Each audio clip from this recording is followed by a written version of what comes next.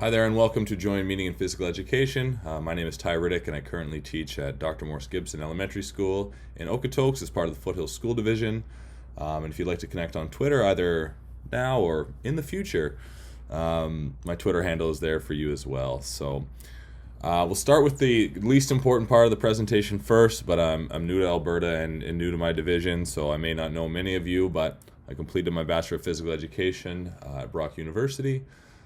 Which is near Niagara Falls in Ontario, and as soon as that was done, I fled the country and I went to Hong Kong, where I taught at a Canadian international school as a phys ed teacher for 4 years. And after those 4 years was done, I jumped across the pond to South Korea, where I taught at an American curriculum school, again as a high school physical education teacher. And around that time, I completed my Master's of Education in Curriculum and Pedagogy. It was an all PE cohort, and it was a really rewarding experience. And in advance, I'd like to thank Doug, Loren, Haley, and as well as Tim and my other professors for shepherding me along in that journey. And again, today I teach at elementary PE at Dr. Morse Gibson Public School in the Foothills School Division. So an overview of the presentation is we're first going to take a holistic view of physical literacy, and then we're going to shift our focus to thinking about how or what we value in PE, so exploring our own pedagogical orientations. And then we're going to get into the features of meaningful experience in PE and practical applications of those as well. And I encourage you to keep a notebook and pen handy, and you'll see that logo appear throughout the presentation. And I encourage you, as you feel necessary, to pause the video and maybe reflect on some of those questions. And these are not necessarily questions that I think you need to answer, and I certainly don't have all the answers myself, but they are questions that I've asked of myself or of my department members over the past several years, and maybe ones that you might consider in shifting your practice forward. So let's start first by talking about physical literacy. And physical literacy has given, I think, physical educators a certain degree of unity over the past few years, and I believe it is common language now in really all of our provincial curriculums, as well as many other curriculums around the world. There are slightly different definitions, so for today's purpose we'll use the Whitehead definition, which is physical literacy is motivation and confidence, physical competence, knowledge and understanding, and all of that leads towards what we hope is a behavioral outcome that students value and take responsibility for engagement in physical activity outside of school and across the lifespan. And just to reorganize that a little bit, again, what we're hoping to grow and nurture in our students is that motivation and confidence, physical competence, knowledge and understanding. And again, the goal is a change or a sustaining of behavior to continue to engage in physical activity. And I think an important but a frequent mistake that we make when we think of physical literacy is that physical literacy only means fundamental movement skills. And perhaps that's an easy mistake to make. Physical literacy, physical education, must be physical domain. But by that limited view, if we just help students acquire skills, well, then mission accomplished, and they're now skilled, and they will be automatically motivated and willing to engage in physical activity across the lifespan. But physical literacy is a holistic principle, and if we only prioritize the physical domain, we're really missing a couple other pieces of the puzzle. If physical literacy also involves thinking or the cognitive domain, and I think that's what students want. They don't just want to come in and mindlessly participate. They want to think and create and reflect. And we know that a lot of movement experiences, whether that's in sport or dance or an individual pursuit, there's often a very emotional connection or a feeling that's associated with those movement forms. And again, if we effectively address all three of those domains, then it'll lead to perhaps a sustaining or a behavioral change where students value and take responsibility for movement. But I think if we were to poll physical educators around the world and ask them which of these domains are you the most confident in kind of nurturing or developing with your students, I think the overwhelming response would be that, well, we feel fairly confident that we address the physical domain. We help students be active, and maybe we can help them refine and improve their skills. And I think maybe a runner-up to that would be cognitive. If you have your students think about how to apply different elements of movement and as part of movement composition, or compare, contrast the effectiveness of maybe different strategies, then maybe you've engaged your students in the cognitive domain. But for whatever reason, the affective domain just doesn't seem to get a fair shake in comparison to the other two. And I don't know if that comes from a place of just not valuing it, which I hope isn't true, or hoping that it just develops naturally alongside the other two? Or is there just a lack of understanding of how we can effectively nurture the affective domain? And like, that certainly was a weakness or a flaw in my practice, is I was very physical and cognitive dominant. And now that's where much of this presentation will be targeted towards, is the affective domain. So with the affective domain in mind, I think one of the most powerful kind of human emotions that we can experience is joy. Now, joy is often misinterpreted to be synonymous with fun or enjoyment, and when we work with kids, it's going to be, I think, very hard for them to distinguish between those things. But an easy way to distinguish between fun and joy is to consider it as a matter of like versus love, and I'm sure I don't need to provide examples, as you can all think of things you either like or love and understand the difference in intensity between those two. But I like to play a game of staff volleyball every once in a while. But what I really love and what brings me joy is being outside. And some researchers will describe the difference between fun and joy as being the difference between shallow and deep play. And fun we see as being shallow and temporary, and it's a distraction. And with those things, it might help individuals become active for a lesson or for a period of time, but is it going to be enough to change the behavior? And I think an example we see, and I'm certainly involved in this as well, is some of these fitness videos. And again, when the pandemic hit and kids, don't have access to physical activity anymore, oh my God, what are we going to do? And these videos, thankfully, there's maybe educators that created a bunch of these. But are these videos really going to help sustain or change behavior? I don't think so. What they're likely to do is they're going to engage students for a period of time. It's going to hook them in and get them to move for that lesson because it's exciting. I like seeing Pikachu or Bulbasaur or Charmander or Squirtle, or I don't remember the other ones, but that's as many Pokemon as I know. I like seeing them do the fitness activities, and I think it's pretty cool that Thor is on the screen doing burpees and Captain America is doing squats. Those things are exciting for a period of time, but after a while that polish starts to wear off. Joy, on the other hand, is addictive, and it's something more than something we do just to pass the time. It's a part of who we are and how we identify. It's trying to move a student who identifies as a person who likes baseball to a baseball player. So I think fun will get students to move, but joy is what's going to continually bring them back. And it's a hard concept to work with because joy is often so abstract and personal, and what brings me joy and what brings you joy are likely or perhaps going to be very different. So when I think of joy, I often think of flow. And if you're familiar with flow state, it's this idea that there's this state where the challenge of activity is in perfect sync with our expectations, what we want from the activity, as well as our abilities. And maybe sometimes I see this in my mind is, athletes who's bent over and exhausted and dripping with sweat, yet smiling at the same time. And for me, if you enjoy hiking like I do, then maybe you've experienced it on your way up a mountain and your legs are burning and your body's overheating. But when you arrive at that peak, the feeling of accomplishment and the beauty of the view is almost overwhelming. And despite your exhaustion, you can't help but smile. And if you've ever experienced something like that, I think maybe that is an experience of joy.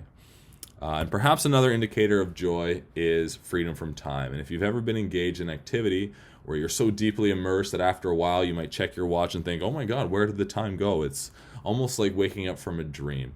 That perhaps you were experiencing joy in that moment as well. And as a teacher, that's my favorite feedback from kids without them really knowing it's feedback, is when they say, oh my God, Mr. Riddick, class is over already? That for me, that tells me that kids are really immersed and engaged in what we're doing in class.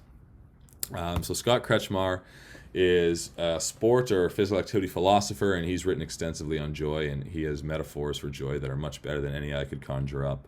But joy is an oasis in a desert of responsibility and work, and certainly in 2020 now into 2021, I hope all of us have something that it can serve as an oasis for us as we deal with the stresses of this year. And continuing with Scott's words, when movement is experienced as joy, it adorns our lives, it makes our days go better, and gives us something to look forward to. And I don't think we can say the same thing about fun. Fun is temporary, it's a distraction, and it might get us to be active for a while, but to borrow Scott's words again, it just helps the medicine go down, but it's not enough to continually bring us back. So now that we've taken some time to think about the differences between fun and joy, let's imagine that we are asked to contribute to an art gallery and dedicate it to joyful experience. And I would like you to think of 3 experiences or 3 activities that bring you joy, that are your oasis in that desert of responsibility and work. And if you'd like to pause the video now so you can either find those photos or just jot down those 3 activities. We'll come back to these later, but the ones that I'll share this is playing rugby in Hong Kong, and I swear I don't look like that much of a barbarian anymore, or maybe I would be unemployed. But rugby is something that has brought me joy for a long time. And this photo here is cycling on the Myra Canyon Trestles near Kelowna with my mom. And this last one is cross-country skiing with my lovely girlfriend, Michelle. That's definitely been our pandemic activity, which we've kind of picked up because there's not much else for us to do. So again, pause the video if you need to think about those 3 activities that bring you joy, and we'll move right along. So now that we've maybe reflected and identified experiences or activities that bring us joy in our own lives, how can we make the shift to ensure that joy and meaning are a part of our physical education program? And I think there's 3 questions that we need to answer to help us make that shift. And the first is understanding where are we shifting from and checking in on our own pedagogical values of what we feel should be worthy of focus in phys ed. So the reason why I say it's a shift from is because joy and meaning has not necessarily been a dominant form of teacher instruction. And I think that distinction belongs to 2 other approaches to phys ed. The first is health and utility. And before we go on, I don't want to suggest that these approaches are bad. There is value to them, but I question if they are complete. And I say that they might be incomplete because I'm not sure how well they address the affective domain. So again, I just want you to think about your pedagogical values and if what I share here and where you fall with some of these views. So an approach to health and utility really emphasizes that movement is useful for something else. So the purpose of movement might be to lose weight. The purpose of movement might be to improve your fitness.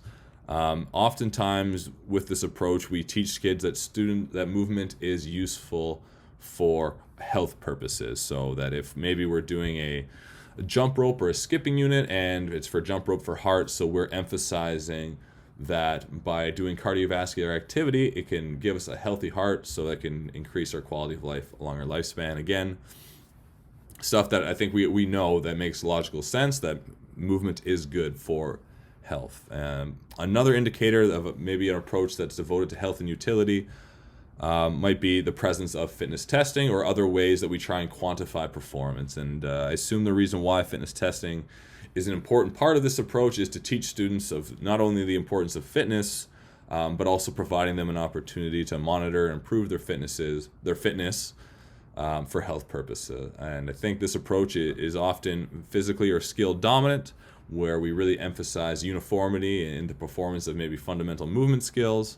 We see skill as being a necessary component of being able to participate in a given activity. And I think the challenging thing with me, or for me, is that the health and utility approach is so logical and it's factual. We know that skills are useful and they're transferable to many different settings.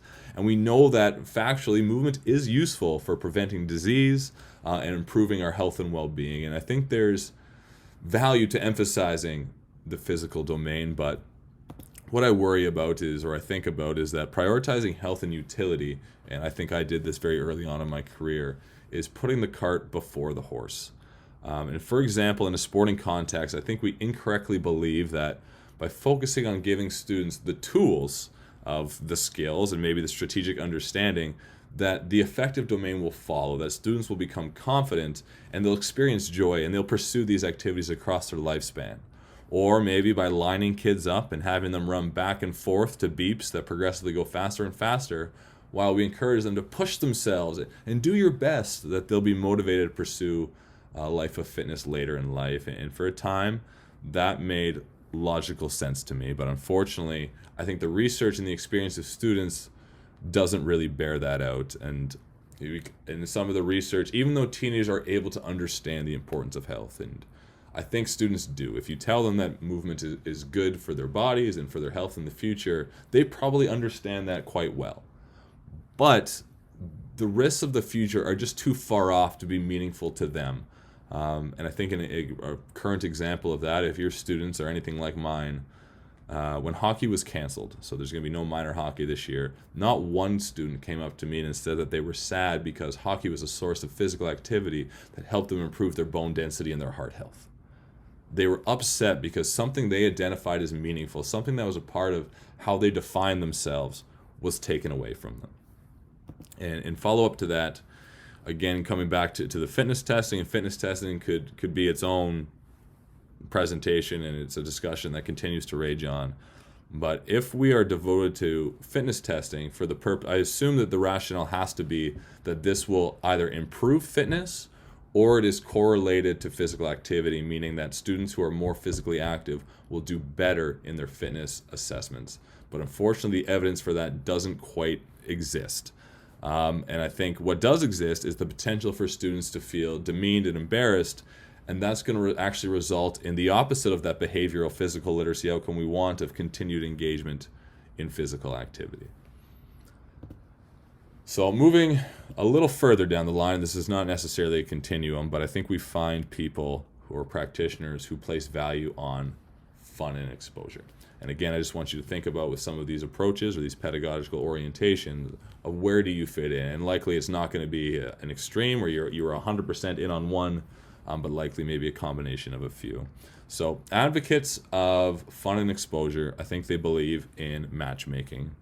And I think when I say matchmaking, I mean that we believe that every student has that one activity, and that's like their activity soulmate. And this activity and this student are just waiting to meet each other. And if we just expose students to as many different activities and we cast a wide net, that their interest will be piqued just enough and the match will be made and they'll live happily ever after, and the student will now be motivated to engage in activity outside of the classroom. And I think this is often referred to as a multi-activity approach, and it's a multi-activity or frequently changing approach because it's necessary. Considering the amount of time we have in phys ed, it's necessary for us to exchange activities all the time so that we can cast that wide net. And I think one of the ways we rationalize this is saying that skills are transferable. And at one point in my career, I was all about fun and exposure.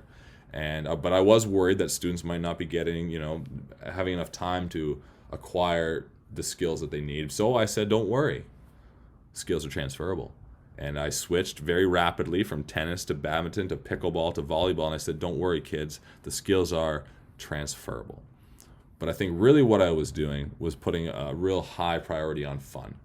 And I don't know where this comes from, but I think it comes from a place of worrying that if students aren't having fun, that somehow we have failed at our job as physical educators. And I think one way to combat students maybe not having fun is to just change activities, because if a student doesn't really like, say, basketball, don't worry, Bobby or Billy, we're changing in a couple lessons from now. So again, unfortunately, I think the research doesn't really support this approach, because when we are constantly changing activities, there's just no time. There's no time for students to get the practice they need to develop perceived competence, and without the time to develop that confidence, students remain stagnant. And students who already have the skills, they continue to have fun, while the lesser skilled students are reminded that they're not good enough. And despite the logic that I, again, certainly use at a time, students may not care about transferability. So again, it's hard, much like with health and utility, the hard part with thinking about these things is they are logical. We know quite factually, I think, that skills are transferable across multiple games, but the more important question is, do kids care? Do they find it meaningful or motivating? And unfortunately, I think the answer is no. And the reason why is because this is often decontextualized. So we think of that in a sporting environment. When students choose to engage in sport, there are seasons, and those seasons involve teams who practice and learn to work together for common goals. There's logos and teams cheers and emotions of winning and losing, and all of these work together to give us a sense of belonging in that sport or with that team. So if one of our goals is to engage students in sport, outside of school and across the lifespan, how can we expect that to occur when we are constantly changing activities every week? So where that brings us to is to where we hope to shift our practice, which is towards joy and meaning. And the key word is shift, and not necessarily replace or abandon the other approaches. We don't need to abandon our beliefs, because I think certain aspects of those other approaches, health and utility and fun and exposure, they still hold value. I think it is important at times for kids to learn that movement is useful for improving their health. And I think over the course of their educational journey, students should be exposed to a variety of activities, but I'm just advocating for that we consider shifting more towards a priority of joy and meaning. So what a priority to shift, or pedagogies that value joy and meaning, might look like is they're more concerned perhaps with identity formation, which is a subtle difference, but it's a difference between taking somebody from a student who may like to dance to identifying as a dancer. And what I think that requires, that maybe the fun and exposure approach misses, is I think that requires a depth of experience. It requires time for students to set goal and to be challenged, overcome challenges, and reflect on their learning and interact with their peers and create and reflect and create again, and not, in the example of the dancer, just watch a few Just Dance videos for a week and then move on to the next activity. And I think while movement is useful for improving our long-term health, movement is also good just for its own sake. It does not always have to be as a means to an end. It can be good for just the way that it makes us feel. And I think pedagogies that are devoted to joy and meaning are naturally devoted to helping students establish a personal connection and uncover their own meaning of why this activity is worthwhile. And I think this is often achieved through reflection and targeting towards the affective domain. And to prioritize joy and meaning means, I think, to ensure that we devote as much time and attention to reflection in the affective domain as we have traditionally given to the physical and cognitive domain. And I think by prioritizing joy and meaning, I believe the horse will return to the front of the cart, and that when we have a meaningful connection to movement, the rest, that will pull the rest through that experience. And if students can experience, for example, a connection to cycling, they will be motivated to learn everything about cycling, the different types of bikes and the different trails for different seasons. And as the passion for cycling grows, those health outcomes which we used to prioritize, those will be achieved as well along the way. So 3 different pedagogical orientations, and what I'd like you to do is take a moment and pause this video and consider which of these pedagogical orientations aligns with your current beliefs related to teaching and learning in physical education. So now that we've identified where our values may have traditionally lie, let's dig a little deeper into how we're going to make this shift towards joy and meaning in our physical education classes. And our second question of 3 is, what on earth do students find meaningful? Well, fortunately, researchers Dr. Tim Fletcher and Stephanie Benny from Brock University and Deirdre Cronin from Mary Immaculate College in Ireland have provided the answers, and I will stop short of saying this article changed my life.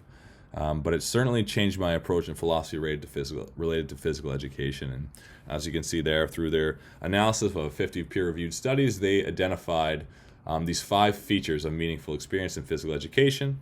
And we'll spend some time looking at each of those features, and you'll see along the way that little reflection logo. And again, it'll just prompt you to maybe think about how these features apply to your practice. Again, are these the questions that must be answered? And do I have the answers? No. But it's for you to think of how it might apply to your context to meet the needs of your students. So the first is personal relevance. And as we just talked about briefly, students want connections between PE and their lives, but they want them right now. Not necessarily lessons about why movement will be useful for their future, but how can PE class support physical activity outside of the classroom in their environment today. And students don't want to mindlessly participate in PE. They want opportunities to think and to reflect and create, and students don't want necessarily to be told which strategies are most effective or exactly how to move. They want opportunity to apply strategies and consider the pros and cons of things for themselves. And students, much like adults, value choice and autonomy over their learning. They want choice over what they are learning and how it's presented and how they can demonstrate their own learning. So in thinking about your practice, think about, how does student voice factor into your selection or planning of your curriculum? Is it teacher-centered? Do the teachers have all the say in which activities are included and how they progress? How do you help students make connections between PE and their daily life? What autonomy supportive strategies do you use? And how do you know what value students place upon their physical education experience in your class or school? Challenge. Students desire participation in optimally challenging activities, and I think often we aim for the middle or the majority, and we design activities that are challenging for the middle. Which that results in is students who already have the requisite skills become bored, and while the lesser skilled students might become frustrated with their inability to keep up. So what we really want to try and guide students toward is an ability to set and choose and understand their own just right challenges. And I think a just right challenge is one that is not too easy that we can just achieve it instantly, not too hard that it's so far beyond us we may never reach this goal. So something that's in the middle. And I think when we achieve a right challenge, there's that certain level of sense of achievement that students may find very meaningful or emotionally relevant. So thinking about your practice, how do you design a learning environment so that students can choose developmentally appropriate challenges? How often do you discuss or seek feedback from students on what they find challenging about an activity? Social interaction. Now, this doesn't necessarily mean that more social interactions, interacting with more people in larger groups, is always more meaningful. I think we can probably imagine experiences where being alone in solitude can be extremely rewarding. So what this does lead to is a support for a variety of grouping formats. So there might be times where it's appropriate to group by gender or ability, or give students the choice of working with who they want, or giving students the option of either working alone or in a small group or together in a large group. For whatever strategy you use, I think the importance of social interaction cannot be overstated. Belonging is identified as a primary factor in continued participation. And I'm sure maybe if you think about our own participation, maybe in something like sport, when I participated in rugby, it wasn't necessarily because I loved the idea of spinning a ball backwards. It was that it was a place with my rugby club where I felt like I belonged and that I was valued. So thinking about your practice, what type of grouping strategies do you commonly use? Do you always give students the choice of partners? Do you make all the groups all the time, and how do you group those? And what strategies do or might you use to ensure students feel like they belong in PE class? How often do you incorporate role-based strategies, maybe something like sport education, or cooperative learning strategies where cooperation and collaboration aren't just like things we hope occur, but are necessary for the group to work towards solving group problems and to meet group goals. Motor competence. So this is going to be shocking, I'm sure. But believe it or not, when students perceive themselves to be competent at something, they report a more positive experience in physical education. It shouldn't be surprising, but what that does relate to is how willing we are for our performance to be displayed in front of other people. And these public displays of performance can be both positive or negative depending on how confident we are in ourselves. And we talked a little bit earlier about fitness testing and maybe the beep test. And as a child or as a student in physical education, I liked the beep test. But I think in reflection, the reason why I liked it is because I was one of the last students running. And what that resulted in is many of my classmates sitting there and watching me perform. And for some, it sounds very conceited, but that felt good to me. But we also need to understand the experience on the other side of that. If you are the first student out, and I'm assuming it's only at a few beeps, and as you walk or you don't make the beep, everyone looks down the line and they see that you're the first one out.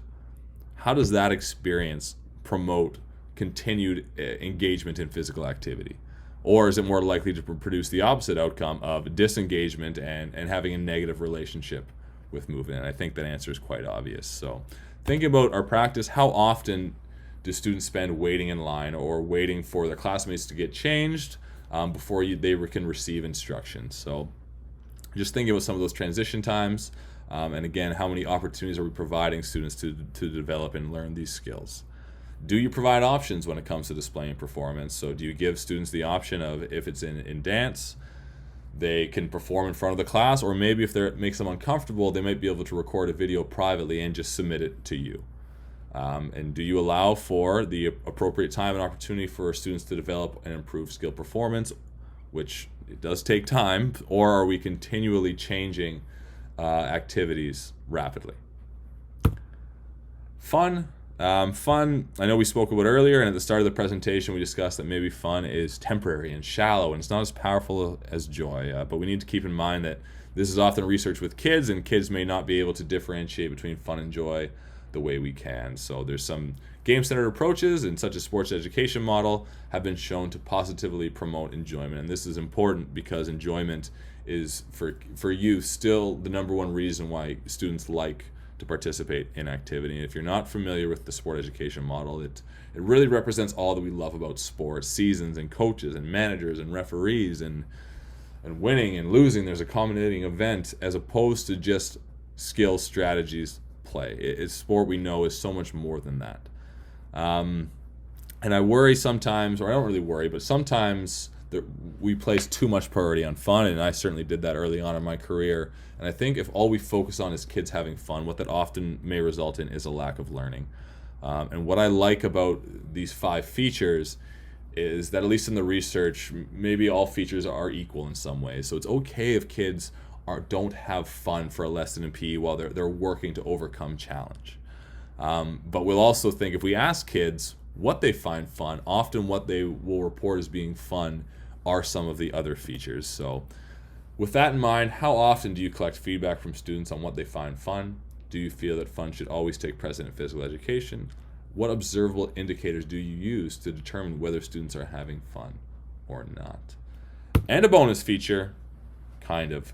Competition is another one that came up frequently in the research, and while participants in youth sport may find competition meaningful, participants in physical education may not. And the recommendation, I think, from the research is, well, if you're going to have competition in your classes, focus on elements of social interaction, so team success and team bonding that's involved with competition, or the challenge and how we approach that challenge, as opposed to the survivalist nature of winning and losing. So with that in mind, how often do you require students to compete? And I think of my experience, again, in physical education. We used to end our badminton unit always with a class ladder tournament, or actually the whole badminton unit was a ladder tournament. And again, that was very motivating to me, because I don't think I ever got to the top, but I was very close.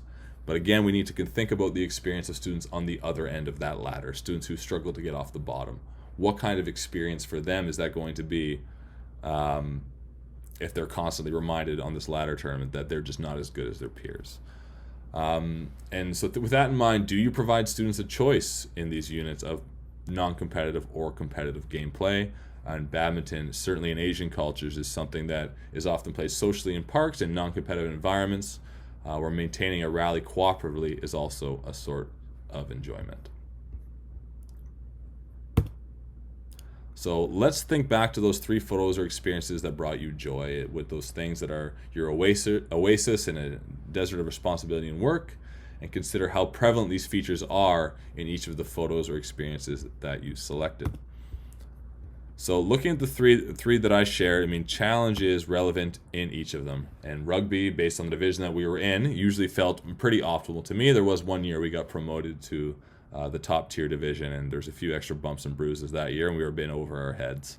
Or something like cross-country skiing is brand new to me, and you can see the patches of snow on my knees, which is evidence enough that I was on the ground a few times. While cycling with my mom, it was a short, flat route with something that was not really challenging. But what that challenge relates to is social interaction. And if you've ever played club rugby, you probably already know that rugby is as much about community as anything else. And after a game, after you've kind of overcome these group challenges that really require everybody on the team to be engaged, it's tradition to hang out with the other team and compare the size of your brews and share a few drinks. And now that it's been a few years since I've played, I can tell you it's not the skills or the strategies that I miss that much, but it's the community. And in the same tune, I don't care how easy the bike ride was with my mom, because it was with my mom. And who knows how many opportunities you'll have to do something like that, especially in a pandemic. And both these features are interrelated to motor competence. And as mentioned, students who don't have confidence don't always like to have their performance publicly displayed. And that's certainly true of Michelle and I. We're both equally terrible at cross-country skiing, so we don't mind seeing each other fail. But as I work towards trying to perfect this snowplow technique to prevent myself falling down the hills, and sometimes I go cross-country skiing at the hills or the golf courses in Calgary. And before I go down a hill, I'll often look around and see, is there anybody watching? Because as my confidence in myself is quite low, I don't really want my performance displayed in front of other people. And again, these features also relate to personal relevance. And the nice part about adulthood is we do have autonomy and choice over our lives.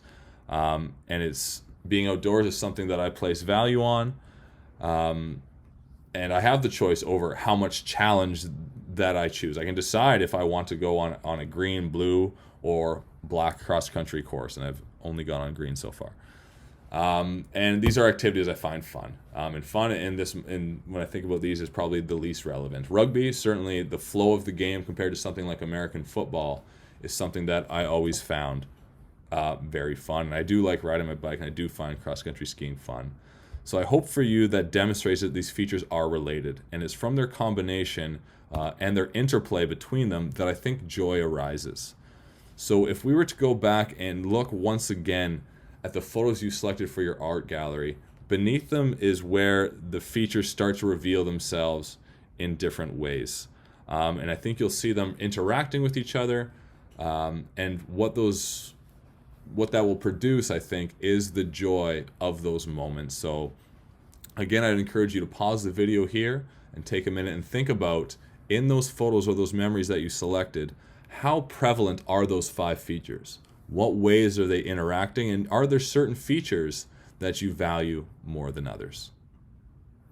Moving away from thinking about our own experiences and towards how we will apply these features in practice. And working with these features can be challenging. And one of the things that makes them a little bit difficult, as I hope I've illustrated through the painting analogy, is that these features are interrelated. And we know that challenge can also be considered fun. And sometimes we like to be challenged or have fun while interacting socially with peers or in solitude by ourselves. We know that challenge is also related to how we develop our motor competence and the confidence that might arise from that. And that confidence also determines at times how willing we are to interact with other people or have them view our performance. Personal relevance involves a lot of autonomy and choice, and often the choices that we want are of the other features themselves, of the challenges that we confront, of who we interact with, how we might demonstrate our learning, and what we find fun, and therefore which activities might be included in your curriculum. And I think just to make that even a little more challenging is every student in your class is going to experience these and value these features in different ways. We find different things fun and different things challenging, and some like to work alone and others in groups. And of course, your students probably all have different goals. And again, just making it more complicated as we go. With each activity, the values that students place on features may change. And a student who is shy and reluctant to participate in basketball may really want to be the center of attention during gymnastics. And the last complicated layer is that students often come to class and they're not a blank canvas. Students come to class with previous experiences, and some of which may have been negative or detrimental or positive. But spending most of my career teaching high school students, it always pained me when a student would come to class and think, for example, that they already hate soccer.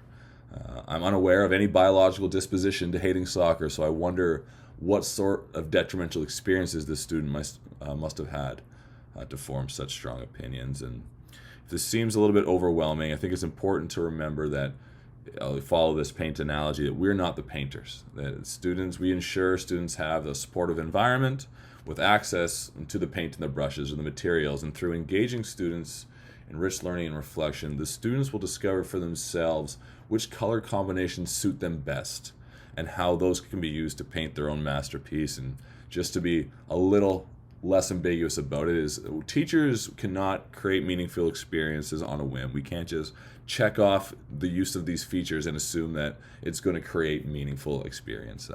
What we can do is ensure that the 5 features of meaningful phys ed are an emphasis of planning and allow them to guide our decision making. And through engaging students in rich learning and reflection, students discover the value they place upon each feature and how they interact with challenge and what they find fun, and how those can be applied and used to participate in joyful movement, I think, in their own lives. And that brings us to our third and final question. We finally arrived, which is, how do we actually prioritize joy and meaning in practice? So thinking about shifting those priorities towards joy and meaning, I'm going to start, it'll be a little bit vague, and then we'll get into some specific ways that other practitioners have applied these features. So the first thing I think we need to do is not worry about matching students with their physical activity soulmates. And again, I do think it's important that we expose students over the course of their educational journey to a wide variety of activities, but we don't need to expose every student to every activity every year. Instead, whatever activities that we do choose, we need to focus on cultivating a personal connection to that activity. And if the definition of meaning is to be of importance or worthwhile, we need to cultivate connections for students to discover why this activity is or maybe is not important and worthwhile to them. At that time, I think we also need to shift the way we think about our environment from being teacher-centered to student-centered. Often we think of teachers as being the purveyor of knowledge, that we just have to impart this knowledge upon students. But I think we need to place more value on student voice and ask them what they want to achieve and what they find challenging and work to help them overcome it and what their goals are for this activity and for the future, and seek some feedback on what students do or do not find fun and how they're experiencing your phys ed program. Oftentimes when we are planning, we often write lesson plans or unit plans based on what we want students to be able to do or demonstrate at the end of the unit. But I think we also need to pay equal attention to what we want students to experience and feel at the same time. I think we need to take a hard look at aspects of our instruction, and are there ways we instruct or activities that we select that may be detrimental. And I think we need to really stop justifying that, well, many of the students find this enjoyable. We need to really think about every student as an individual, and I don't necessarily mean that we need to abandon activities like elimination dodgeball or the beep test, but maybe providing options to support all students and not just those who are strong or motivated by the challenge. So if there is potential for things to be demeaning or embarrassing, are there options that we can provide or ways we can modify these activities to give students greater autonomy based on their individual comfort level? And if you don't think there is, then maybe it is time to move on from some of those activities. I think we need to be explicit in using language related to the features. Have conversations about challenge and social interaction and what we find fun and do we feel our skills are improving. And use these features to guide your in-the-moment decision-making. And if you're anything like me, I sometimes have like a visual clock and alongside my lesson plan in my mind, and I think about where I need to get to by the end of this lesson to meet, to get to my whatever deadline that I have. But when we use the features to guide our decision-making, what we're looking for is how prevalent the features are and how I can adjust the environment to make them optimal. So if I look, I'm not thinking that I need to move on. I'm thinking about, okay, is the challenge that I've set too easy? Is it too hard? And if it is, probably going to be a bit of both for some. And how can I adjust those challenges or adjust the level of challenge in my class so that it's just right for all students? And if students aren't having fun, and again, fun isn't everything, are there adjustments I can make to this activity or modifications I can make that's going to help increase their enjoyment?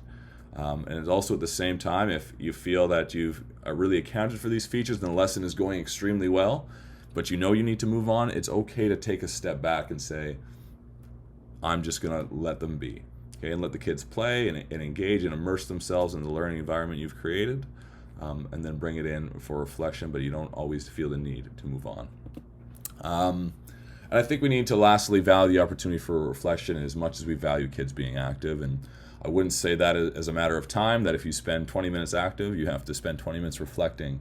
But oftentimes these reflective tasks, which might occur at the beginning or the end of the lesson, they often are things that we do if there's time. And sometimes maybe it's been a long day and the kids are really engaged in movement, and you're like, well, I'm just going to let them play for an extra 5 minutes instead of doing that reflexive task. And I've certainly done that in the past as well, but I think we really need to understand that reflection is an essential part of our learning environment. Just in the same way that being physically active and having opportunities to move is an essential part of our environment, we need to start treating reflection in the same way. So the challenging part with this, again, lots of challenges here, is unfortunately there is no one-size-fits-all approach to implementing these features of meaningful phys ed, and I can't provide you a checklist that if you do X, Y, and Z, that all the students in your class will have a meaningful experience.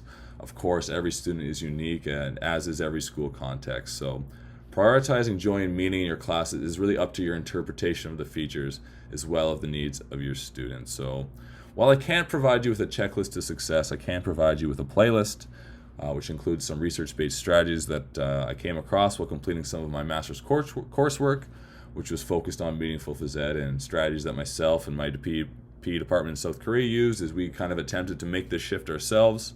Of course, we've only included the ones that we thought were successful and left out some of the ones that were less successful. So it also includes case studies from the Learning About Meaningful Phys Ed website, which was developed by the researchers Tim, Deirdre, and Steph Benny, alongside Doug Letty and Mary O'Sullivan. I believe I'm forgetting one other person, so I do apologize for that.